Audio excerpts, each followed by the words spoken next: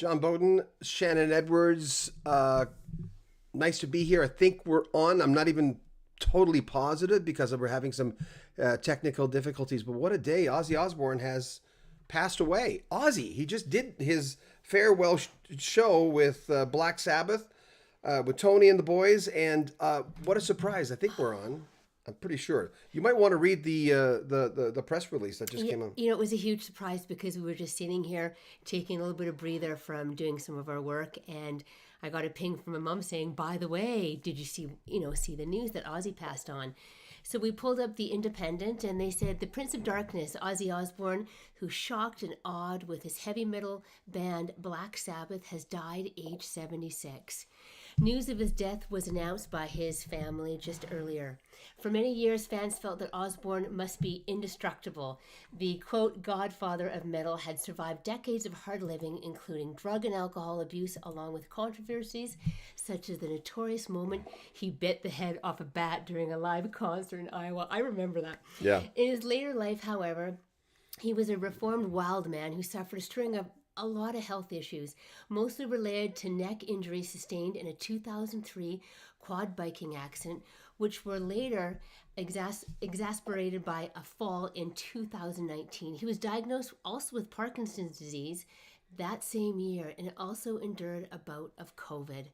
Born in Birmingham, England, to a factory worker mother and toolmaker father, Osbourne was raised with his 5 siblings in a small 2-bedroom house in Aston.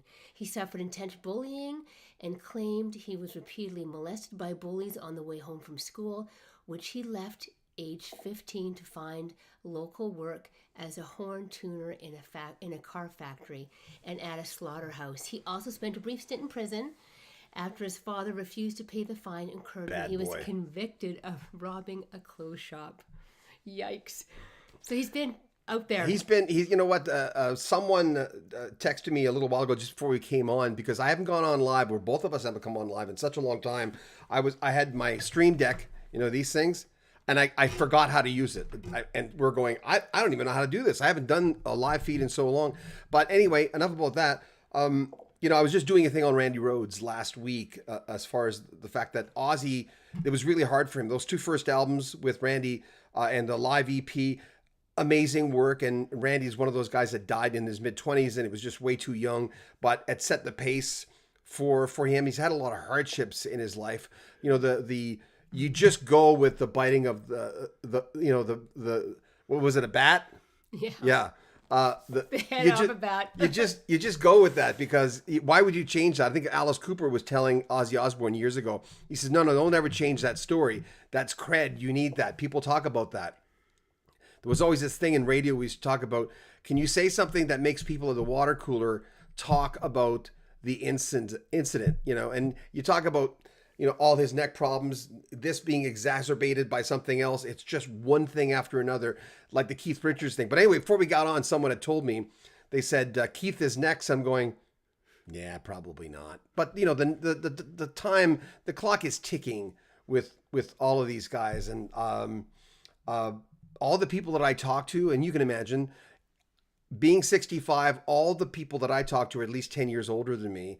And because they're 10 years older than me, that it's just a question, when's it going to happen, right? And everyone gets depressed when I say there won't be a Beatle one of these days. And that's true. But when you want to talk about lineage, and you want to talk about what someone has created, the first Black Sabbath album was in 1970 that is known as being the one that created metal music, right? 1970. Paranoid, which was the one that I got. I bought it used from my friend Kendall. Same year. Everyone remembers that cover. They kind of look goinky, but they look like rock stars, and they're all standing there, right? And, and Ozzy had a lot of problems with that band and being a rock star in general. It was a difficult thing for him. But even Shannon's a child of the 80s. I'm a child of the 70s. And you couldn't escape, Ozzy, no matter where you went. And we watched the TV show for the first few seasons. We did, yeah. And there was always that thing, obviously Ozzy was hamming it up in a way that, just to make it more interesting. Well, I think we got some comments. Santa's a way better reader than I am. Well, I'll tell you one thing, never a dull moment with him, right? It was just always sort of waiting for something else to happen. Yeah. Ron, let me just stick on my glasses here. Ron Fowler Music said, for real? Yeah. Yeah, it's true. Pac-Man Arcade. Glad he got to play live one last time. Yeah, interesting. I saw that, and everyone saying he was kind of losing it at the end. He was like they were going off stage, and he was telling them not to, and he was shouting at them, and Ozzy being at his age in his 70s, right? He was 76. 76. You look at someone who is Glenn Hughes was just telling me this yesterday. An interview with Glenn Hughes, a wonderful gentleman, and we talked about all kinds of different bands and associations, and he had seen, he had played with briefly in Black Sabbath, and we talked about Tony Iommi an awful lot. I told him the joke that I worked in a shoe store for a week with a guy named Tommy Iommi, and it screwed me up in radio because I kept getting those, and he became a really good friend of mine. So, and he laughed at that. He thought it was kind of funny. But, he appreciated that. He says there's a lineage thing. You've got to put things to bed in a certain proper way. And the fact that they did that, it meant an awful lot to the fans. A lot of sad news. T. Wood, wow, sad news. Scott Huddleston, he says, yeah, you are. R.I.P. Ozzy. Tuesday said, heartbroken. Greg Salis says, farewell, Ozzy. Thanks for the music. Believing Rebel, I'd be expecting it, but I was surprised. Well, that's it. That's it. It's not that it was such...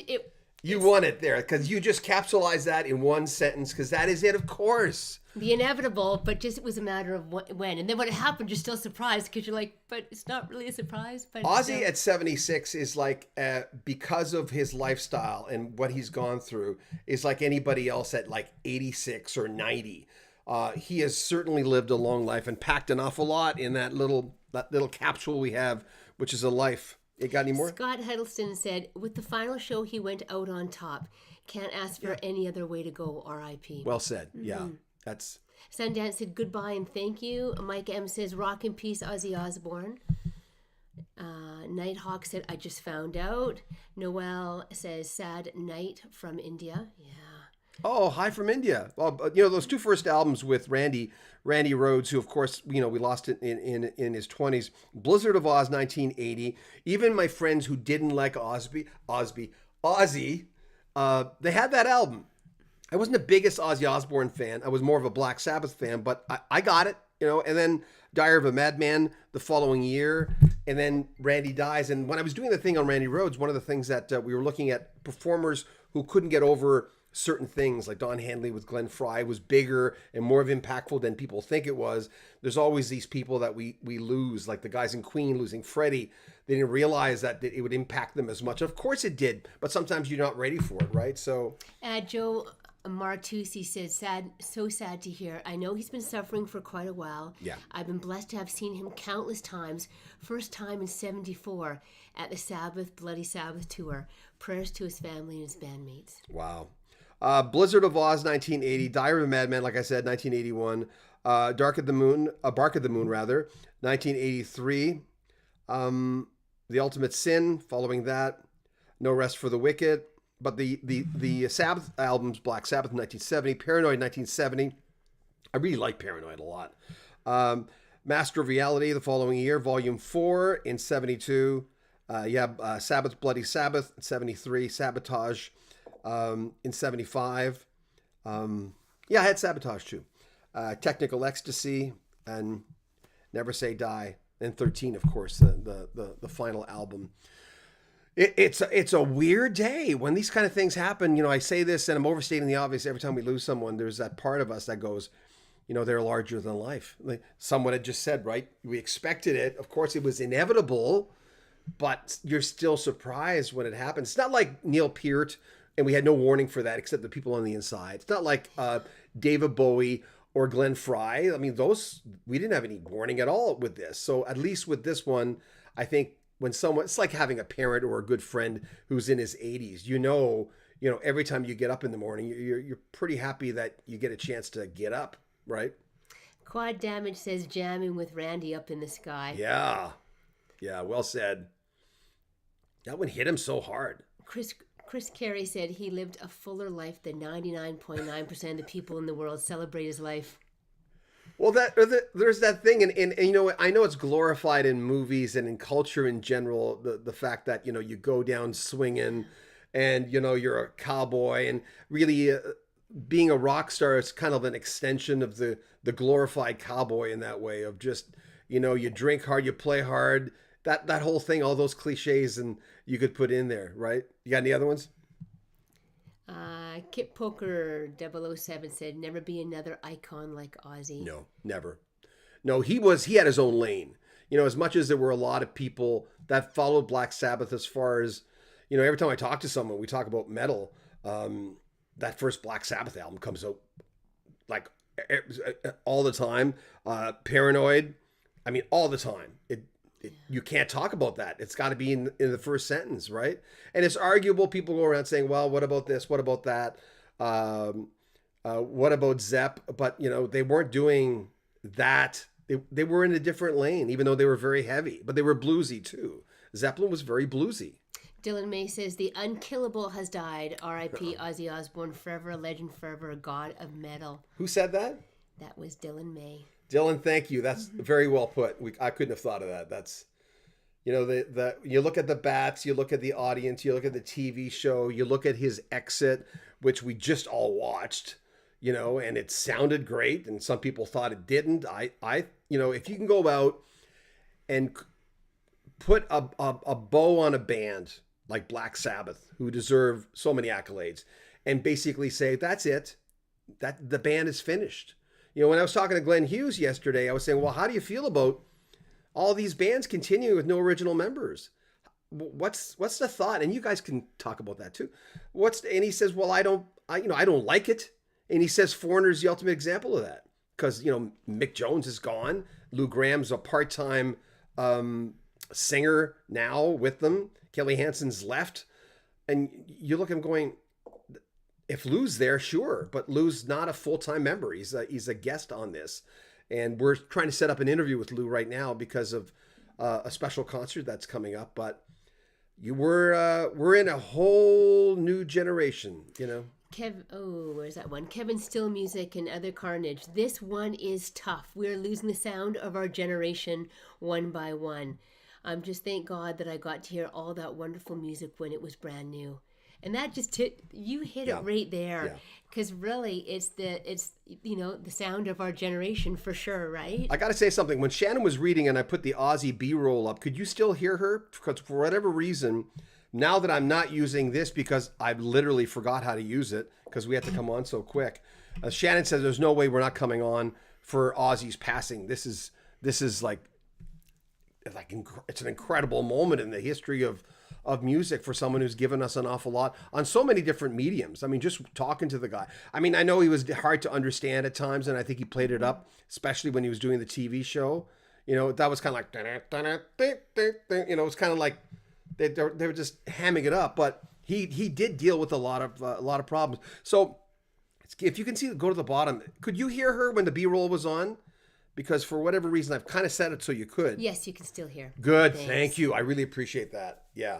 Because we set up some B-roll for Ozzy. Our son Chase just put that together. Mm-hmm. We had some before, but he looks really, he looks quite weathered there. But I mean, it was Ozzy. But I think, it sums it up again, as I said earlier. It was like, it was not that it was unbelievable because we knew he wasn't doing well. Yes, yeah. But it still came as a surprise once, we got the ping today and went, what?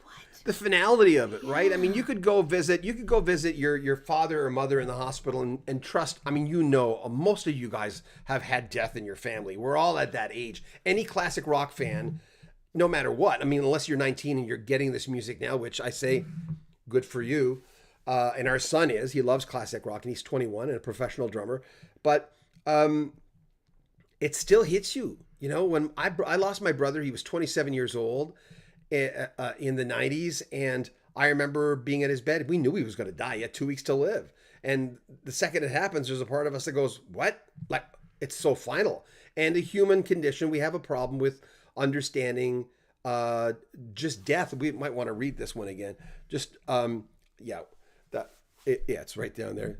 Oh, you're not used to using this iPad. No, I am not. Yeah, you want to read that one again, and we'll go back if you don't mind. Sure. The Prince of Darkness, Ozzy Osbourne, who shocked and awed with his heavy metal band Black Sabbath, has died today at age 76. News of his death was announced earlier by his family. For many years, fans felt that Osbourne must be indestructible. Yeah. The godfather of metal had survived decades of hard living, including drug and alcohol abuse, along with controversies such as the notorious moment, yes, he bit the head off a bat during a live concert in Iowa. In his later life, however, he was a reformed wild man who suffered a string of health issues, mostly related to neck injuries sustained in a 2003 quad biking accident, where he was later exacerbated by a fall in 2019. He also was diagnosed with Parkinson's disease the same year, and then was hit with COVID. So, born in Birmingham, England, to a factory worker mother and toolmaker father, Osbourne was raised with his 5 siblings in a small 2-bedroom house in Aston. He suffered intense bullying and claimed he was repeatedly molested by bullies on the way home from school, which he left age 15 to find local work as a horn tuner in a car factory and at a slaughterhouse. He also spent a brief stint in prison after his father refused to pay the fine incurred when he was convicted of robbing a clothes store. We got a super chat from someone. We want to say thank you to Thank you, Snowman. John, did you ever interview Ozzy? No, I never really did, because metal wasn't my lane per se. And when I did classic rock, which was a lot with rock history music, we used to have I started with classic rock in probably 85. We started syndicating a classic rock version, where it was rock back then, we used to call it. And that's when I started, but we didn't do metal on that show. And it was mostly Canadian, all Canadian rock song. And then we had an AC version of that because the show was doing so well. And then I went from AC to again, classic rock. And I did gold music on 14 Seafront in Vancouver, like one of the greatest radio stations that Vancouver ever had. So it wasn't my lane for that reason. Did I listen to metal? Not a lot, but I did, and in my business, you needed to know Black Sabbath. And Ozzy, those first 2 albums in the 80s, early 80s, you needed to know that. It was just, if you're doing classic rock, it's your business, right? So that's why people say, do you listen to metal? Well, sometimes I have to, at least with the A-list guys that are very popular, like the Metallicas and things like that. Hard Rock says, thank you so much for all that you have given to the music that I love so much. You have been an idol to me. Your records are a jewel to my collection. Your songs will play as long as I live in my hi-fi. Oh yeah. Well, it's a weird, as someone had said before, that gentleman who had said it, we expect that. And then when it happens, you go, I remember Iron Man, literally an Iron Man, right? Just a moment in time. I want to thank we're not quite finished yet because we have 200 people on with us. But what is your favorite Sabbath album, and what's your favorite Ozzy album? I know a lot of people talk about, Blizzard of Oz, and they talk about the first 2 in general. And that first string of Black Sabbath albums with Ozzy, they changed singers obviously a few times, but those are the ones that people talk about. When you have a genre, a making of a new genre, when you have that, that's literally the stuff that makes you stare at the speakers and going, that's kind of like what I know, but there's more of whatever that ingredient is. It's heavier, it's darker, whatever you want to call it. Because, all the nicknames, Prince of Darkness, all the stuff. Long John Silver says, first heavy metal band Sabbath I heard in 1972. Iron Man, fan ever since. Yeah. Wow. Yeah. And everyone knows that when they first hear it, the riff of that. But just as I'm kind of going through the chats here and the messages up on screen, everyone's just, it's just really sad, right? Mm-hmm. You're just seeing a lot of, he was a great humanitarian. I was a big fan for 53 years. I'm stunned and saddened. R.I.P. Ozzy. And a lot of people, had a chance to say goodbye to him with that last benefit they did, that reunion. A lot of people had a chance to sit down and shake his hand if they never knew him. Ozzy seemed like he knew what was going on for the most part. I mean, he's, again, Ozzy at 76 is like a normal person at maybe 86. And that's not a disrespect to him. It's because of the fact that the lifestyle that he had, right? He lived, like I said a while ago, it was like the cowboy, the rock star is an extension of what, the romanticizing of a cowboy, of just living a really full life with full of stuff. Like we have to, with you two, we have to watch your words and what the things that you talk about, right? So Kitten Care says my favorite Sabbath album is probably Master of Reality, but those first 6. yeah, they like, I'm pretty sure, and I'm guessing, I'm pretty sure Paranoid was the first one I heard, but it might have been the first one because I was surrounded by people who just love music at a very young age. But you have to remember, the first album, I was like 10 years old, R.M. Gibson, TX. I'm 72. In 1971, Paranoid came on the radio, and me and my friend immediately changed course for the record store. Yeah, that's it, right?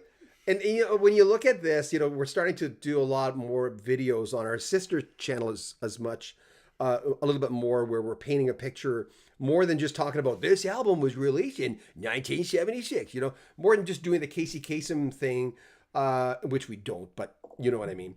More than doing that, we're starting to really bring our audience, or we're trying to bring our audience to, like, we had bell bottoms, remember this, and then having pictures of that stuff as well, because it helps bring people, whether it's into their bedroom or into their classroom or into the shopping mall. And Ozzy brings up a lot of pictures of that because he was such a big part. A lot of nostalgia, right? A lot of nostalgia. And we're all getting older, and I think for the most part, we used to say, if you're not getting angry, and hopefully, and the world's an angry place right now. If you're not getting angry, maybe you're getting sentimental. And that's what I'm getting with Russ Ballard a few weeks ago. Russ was saying, I don't know, I'm being more discerning. Glenn Hughes yesterday, same thing. God, we've interviewed so many people in the last little while on rock. This is being put on both of our channels, Rock History Music and Rock History Book. I hope it's being streamed on each one. Just the Facts Man said, Black Sabbath got me through some rough times when I was stationed overseas during the Vietnam era. There you go. Yeah, because it was the early 70s, right? Those first few albums. And it's interesting that Ozzy went solo released that, those 2 albums, both, in 80 and 81. Yeah. Blizzard was, and then Diary. So Blizzard of Oz, 1980, Diary of a Madman, 81, and Bark at the Moon, the following in 83. Randy Rhoads was dead by then, his guitarist, who we could go on and on about him because we're doing a special. We're asking a lot of people about Randy, and now, of course, we're going to ask a lot of people about, when we interview them, about Randy and Ozzy or right. Yeah. How long have we been on? We've been on. Okay, we're gonna slow it down a little bit, but yeah, just share with us. Did you ever meet him? He'd be a lot of my colleagues have met him, and they said, he's not one of those guys when you talk to him that you're the only person in the room. But of course, that's not Ozzy Osbourne, right? I don't think he was wired that way. I was going to say his attention span's not like that, but maybe Ozzy wasn't wired that way. He had a lot of things going on in his head. I used to look at him and go, he must have like ADHD or something like that. But maybe it's just because of the certain things he took through his life that, and when I do an interview at 9:00 in the morning, and I got a lot of those these days, and in the last little while, and I'm talking to someone, or else it's 9:00 in the morning their time, and I'll go, "What the heck, man? You're talking to me at 9? You're breaking the rule." And they say, "Oh, we haven't done that stuff in years. We wake up at 9 now. We wake up at 6 now because we don't do that stuff. And as soon as the concert's over, I can fall asleep." I'm going, "How do you do that without being up till 4 because you're buzzed out because of the concert?" And a lot of them just have climatized to being able to do that, and they wake up at 6 in the morning and go down to have breakfast at the hotel. Cherie Richardson, I saw him when I was in high school. Precious memories now. Wow. Yeah. We have we got a lot of comments. Rena Tisson said, "My youth is passing before my eyes." Well said. Yeah, and not that I want to do this. Well, I'll say it anyway. In 10 years, where hopefully we'll all be here, but we don't know. right? Whenever we watch the news a lot, and we'll watch the news, and you were just saying this. I don't know what exactly story it was. You're going, it's the quintessential thing to say. That person did not know when they got in their car, whether it was a car accident or not, doesn't matter, that they went to work, that somehow this would be the last time. You know, that thing that we always see those memes of going, oh, no one ever knows when it's going to be the last time to do this, to do that, to see that person. And that's certainly the case. But the good news I always say with celebrity is, as much as it was sad, they're not doing, on a purely selfish note, I always look at them going, when John Lennon died on December 8th, 1980, I remember thinking, first thing, oh shit, the Beatles aren't going to get together again. And that was selfish. But then I went, well, I don't think they'd ever get together again anyway, which later we found out probably would have happened. But we have the body of work. We have all that out. And I didn't know those guys anyway. So on a pure selfish level, I used to try to make myself feel better of going, well, that era of music at least is finished, but I have the music. We can listen to it forever. You know, that old thing we see for Eddie Van Halen. I might be gone, but, put me on your record player or whatever, different versions of. John Dixon karaoke, R.I.P. Ozzy Osbourne. I enjoyed singing his songs at karaoke bars. Oh, is that right? Oh, yeah. There's the other thing. I mean, you talk about music living on. You can listen to the music or you can play the music. You know, we have a son who does drum covers. He just did Low Down by Boss Skaggs, which is like, I think, at 160,000 hits. He's done so well with it. And, but he, Jeff Porcaro played drums on that. And he honors him by playing his music, and Carlos Vega as a drummer who he loves so much. John Bonham, these are all guys who are not around anymore, but he can play their music. That's a whole other thing, right? God, we're getting a lot of comments. People are just stunned. You're just stunned. By the way, subscribe to our channel if you, because this channel is 95% interviews. If you've never come on our channel before, 95% of what we do are classic rock interviews. That's basically it. We just talked to Ian Anderson on Friday of Jethro Tull. It was the 8th time. Let me just do a little commercial for our station just for a second. We just talked to Ian Anderson for 8th time. I think I've talked to Rick Emmett 8 times. Steve Hackett, I think the same amount, of Genesis, formerly of Genesis. But all these guys, the Journey guys, the Yes guys, we've talked to all those guys. And the interviews are all on this channel, And we've now digging deeper into 41 years of radio interviews that I've done. I'm retired from radio now as of May of last year, but we have a lot of interviews. So if you like listening to interviews, we do a lot of production. Please subscribe to our channel. It does mean an awful lot to us. Maybe we want to read that report again, just one more time before we'll probably be on here another 5-10 minutes. But oh yeah, isn't it stubborn? We've got an iPad. Stubborn. And this is a little caption from The Independent. The Prince of Darkness, Ozzy Osbourne, who shocked and awed with his heavy metal band Black Sabbath, has died today, age 76. The news of his death was announced by his family. For many years, fans felt that Osbourne must be indestructible. Yeah. The godfather of metal, they used to call him, has survived decades of hard living, including drug and alcohol abuse, along with controversies such as the notorious moment he bit the head off a bat during a live concert in Iowa. Oh, Ozzy. In his later life, though, however, he was a reformed wild man who suffered a string of health issues, mostly related to neck injury sustained in a 2003 quad biking accident, which was later exacerbated by a fall in 2019. He was diagnosed with Parkinson's disease later that same year and also endured a bout of COVID. Born in Birmingham, England, to a factory worker mother and toolmaker father, Osbourne was raised with his 5 siblings in a small 2-bedroom house in Aston. He suffered intense bullying and claimed he was repeatedly molested by bullies on the way home from school, which he left at age 15 to find local work as a horn tuner in a car factory and at a slaughterhouse. So he also spent a brief stint in prison after his father refused to pay the fine incurred, which he was convicted of robbing a clothes shop. So wow, crazy, eh? The fact that when you hear your heroes, actors or sports people or singer songwriters, you hear that they were bullied, you go, man, they got the last laugh. But getting over something like that, and sometimes that's why, not only because of rock and roll, that these people end up, taking the wrong substances, and it detours their life. But sometimes it's also because, it's also because of the fact that they went through an awful lot. Let me just get back my screen here. They went through an awful lot in school, and we all know that kind of stuff is difficult. I'll say something. I just found a few years ago. I found my journals from from 19. Well, more than a year, I think. Yes, from 77. I started writing in my journal in 77, or diary, as we used to call it. That guys like saying journal. It sounds better because mostly women do that kind of stuff. Not as much anymore. But anyway, my point is that kind of stuff is difficult to go back and read. And there's a part of me that started reading it, and I had to stop. Speaking of bullying, right? I wasn't really bullied, but I was kind of a jock for a lot of years, so people left me alone. I played hockey, so I was okay. And I was a music guy, so I was okay for the most part. But I read those journals and I'm going, I know why people do this or do that, because it's hard to get over. And I'm sure Ozzy, if his memory it was still intact, he would probably remember that kind of stuff. But a lot of comments today. Oh, thanks, John MacFergus. Thanks, guys, and may the one and only Ozzy rest in peace. Yeah.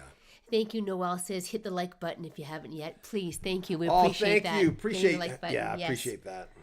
And subscribe to the channel, please, because if you like rock interviews, we do a lot of them on this channel. 95% of what we do, if not more, is interviews. Wall of Rock. I was just practicing to rock and roll rebel guitar the other day. Greg Parker says, rest in peace, Ozzy. He leaves us on Don Henley's birthday. Yeah. Yeah. Good old Don. We just put a video up. It's strange, YouTube is, it's a kitchen that if you get into the kitchen, as they say, if you can't stand the heat, of, I think it was Morris or Robin Gibbs' birth date or year they died. And I don't know why sometimes when I'm reading stuff and I'm not on camera from our sister site, Rock History Book, the Today in History thing, you can always tell that they'll say, what the hell's wrong with you? Get your facts straight. Why are you even doing this? I'm going, you get one thing wrong. And when my friends tell me, how could they do that? I'm going, well, you're supposed to get it right. I don't take it personally, but the YouTube, if you're going to put yourself out there as a person who knows what they're talking about, when you make a mistake, you say, sorry, I missed the point. Sorry, I missed out on that one for you. I really appreciate that. Samuel Bull throws in, just threw in my Aussie tea. Yeah. Sad, though, he didn't carry on a wee bit longer. He didn't sound so hot 2 weeks ago. Yeah, he couldn't have done it. And people say, why doesn't Steve Perry, and Steve Perry wants to get out there, and he's getting out there, here and there. Why doesn't he do more? And he says he misses singing, and he misses being going on tour, and that's a good thing. I mean, hopefully he will, but he can't sing. No singer, especially tenors, when they sing, they lose that high end. You can't keep that forever, even if you don't smoke or drink. When I was talking to Glenn Hughes yesterday, I said, how do you sing at that level? He says, well, I've been clean for a long time. And in his case, he says, and also I breathe. He's more of a kind of a Buddhist type guy, he said to me. And that's the way it goes. We're going to read a few more comments and we're going to wrap things up. Jake O'Brien says, I was a big Tom Petty fan, but R.I.P. Ozzy. Yeah. Paul Kelcher says, watch Black Sabbath live in Paris 1970. It must have been a mind-blowing at the time. Right here. There you go. Tom. Oh, there's two of them. Greatest hits. Right up here. I have a CD player. I bought a high-end little CD player, which is, I don't know if there's such thing as a high-end CD player anymore, but it's right behind here. And sometimes when I'm just editing and I don't need to listen to anything, blindly editing stuff, I'll put some music on really loud. I'm going to backtrack a bit in comments. Sure. Sorry, I probably missed so much already. It just keeps moving so fast. JP, page 2. So sad. Ozzy was a main part of the music of my life. Saw him 4 times with Sabbath and 3 times as solo artist. Oh, you're a real fan. Yeah, good for you. I mean, that's an experience, right? I mean, I hate to sound cliche, but it's true. It's an experience you'll never forget. If it's important to you. You ever notice that your concerts that are really important to you, you tend to remember, unless you were partying a lot. I'm not saying you were, but I'm going in general. The important. I mean, I remember Genesis on this tour. I remember the first time I saw Genesis, the Duke tour. 1980, and I remember a lot about it. But I saw the Cars not that long after that, and I barely remember that. Don't get me wrong, I love the Cars, but Genesis to me were a whole. So I remember that concert more because I love the music more. Just the facts, man. I did meet Ozzy and Sharon in 2098. Oh, cool. I organized a tribute motorcycle ride in honor of Dimebag Darrell for Ozfest at Sharon's request. Yeah, who another guy that we lost, right? Yeah, it's sad. What else we got? Oh gosh, I'm trying to go back here. Lawrence Albert saw Black Sabbath back in support of the Paranoid album in 70 or 71. Can't remember the exact dates. They don't have ticket stubs. Wore that album out in high school. Oh yeah. I think that's what's going to happen. You're going to see, and we see this all the time. Sometimes I'll do, hey, this is where we're at in Spotify. Someone just passed away, and we're here with Spotify. We're going to tell you the numbers, and I'll go back and I'll listen to the broadcast because I don't watch myself a lot, but I have my notes. So I'll have my notes of what I wrote, and I'll go back on Spotify and I'll go, wow, it's gained like 500,000 views since, because the person's died. And what do? You reminisce and you listen to the music. So we're going to wrap things up. Thank you so much for indulging us to talk about Ozzy. I mean, a tip of the hat day for sure, of someone who really put a lot into the tank in the time they had. 76, so I don't think in the mid 70s, if someone would have told you Ozzy's going to live till he's 76, you would have said, you crazy. I think you would have said that, but he did. And we tip our hat to him today. Keep commenting if you're watching this after the feed. Comment and let us know. And please subscribe to the channel. Like I said, 95% of what we do on this channel is interviews. We interview a lot of classic rockers, and that's kind of our bag. It's been that way for the last 10 years. And I'm on this because of my lovely wife, because she told me one day, get on here and put your interviews on. And she said, you got 31 years of interviews at that point. And I said, oh, that's great. And then we started getting interviews one after another because I had a lot of connections because I was in radio. And we barely put any of the old interviews up, which is what she's doing now. She's going into the vaults, and we're going to do a lot of the interviews that I did the first 31 years of my career. And the last 10 years are all on this channel. So thanks. Please subscribe. Thank you so much. Take care of yourself, guys. Bye.